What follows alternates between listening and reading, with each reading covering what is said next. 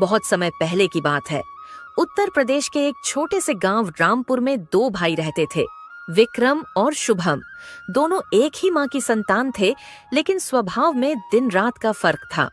विक्रम बड़ा भाई था, तेज, चालाक, थोड़ा लालची और बहुत महत्वाकांक्षी। उसे हमेशा जल्दी अमीर बनने की चाह रहती थी। वहीं शुभम छोटा था, शांत स्वभाव का, मेहनती, ईमानदार और बड़ा ही सहनशील। उनके पिता धर्मपाल जी गांव के एक सीधे सादे किसान थे। उन्होंने अपने खेत खलिहान और पुरखों की जमीन बड़ी मेहनत से संभाली थी, लेकिन दुर्भाग्यवश एक रात अचानक हार्ट अटैक से उनका निधन हो गया। उस समय शुभम केवल 17 साल का था और विक्रम 23 का। धर्मपाल जी के गुजरने के बाद दोनों भाइयों के सामने जिम्मेदारियों का पहाड़ टूट पड़ा। माँ सरला देवी हर रोज प्रार्थना करती थीं कि दोनों बेटे मिलकर काम करें और एक दूसरे का सहारा बने, लेकिन किस्मत को कुछ और ही मंजूर था। विक्रम ने तुरंत पिता की जमीन बेचने की बात उठाई। भाई, ये आप क्या कह रहे हैं? हम भला अपने पिताजी की उस जमीन को कैसे बेच सकते हैं? ये हमारे पूर्वजों का आशीर्वाद है और भला आशीर्वाद कोई बेचता है क्या? तू नहीं समझेगा छोटे। तुझे क्या लगता है गांव में इस छोटे से खेत से क्या होगा? हम अगर इस गांव में रहे तो गरीबी हमारा मुकद्दर बन जाएगी।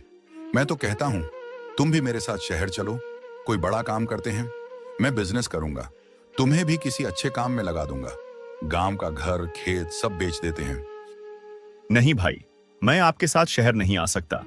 इस गांव से, यहाँ की मिट्टी से मेरी बहुत सारी यादें जुड़ी हुई हैं। मैं इन्हें छोड़कर कहीं नहीं जाऊंगा। शुभम को बुरा लगा। वह खेतों से बहुत जुड़ा हुआ था। उसके लिए वो मिट्टी माँ के आंचल जैसी थी, लेकिन वो विरोध नहीं कर पाया। माँ के आंसू देखकर उसने चुपचाप सिर झुका लिया।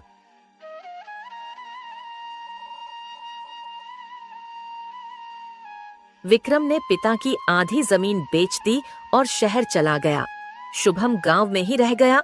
जो जमीन बची वही उसका संसार बन गई। उसने बैल जोते, खेत जोते, सब्जी उगाई और माँ का ख्याल रखा। उधर शहर में विक्रम ने पिता की दौलत से व्यापार शुरू किया। शुरुआत में उसने खूब पैसा कमाया।